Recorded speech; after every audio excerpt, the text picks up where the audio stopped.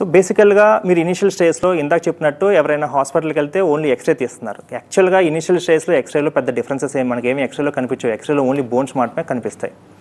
So ఇప్పుడు రీసెంట్గా అమెరికాలో కానీ యూఎస్లో అంటే యూకేలో కానీ ఒక different type of treatment protocol ఈ ఇనీషియల్ స్టేజ్ ఆఫ్ ఆర్థరైటిస్ అంటే త్వరగా అప్పుడే ఆర్థరైటిస్ స్టార్ట్ అయిన స్టేజ్ 1, స్టేజ్ 2, స్టేజ్ 3 వాళ్ళకి కొత్తగా ఒక ప్రోటోకాల్ స్టార్ట్ అయింది. అదేంటంటే ఎక్స్రే చూసి ట్రీట్మెంట్ చేయడం కన్నా ఒక అత్యాధునికమైన ఒక స్కాన్.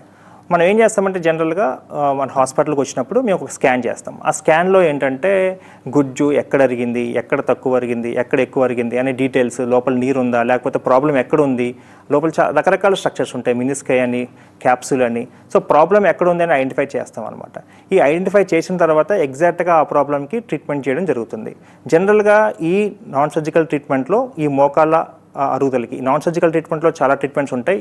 ఈ పర్టికులర్గా ఈ మోకాల్ ట్రీట్మెంట్కి మనము ఫస్ట్ స్కాన్ చేసి ప్రాబ్లమ్ని ప్రాపర్గా ఐడెంటిఫై చేసిన తర్వాత ఆర్ఎఫ్ఏ అని ఫస్ట్ ఒక ట్రీట్మెంట్ చేస్తాం. దాని తర్వాత గ్రోత్ ఫ్యాక్టర్స్ అంటే రీజనరేటివ్ థెరపీ, ఈ 2 ట్రీట్మెంట్స్ కలిపి మనం ట్రీట్మెంట్ చేస్తున్నాము.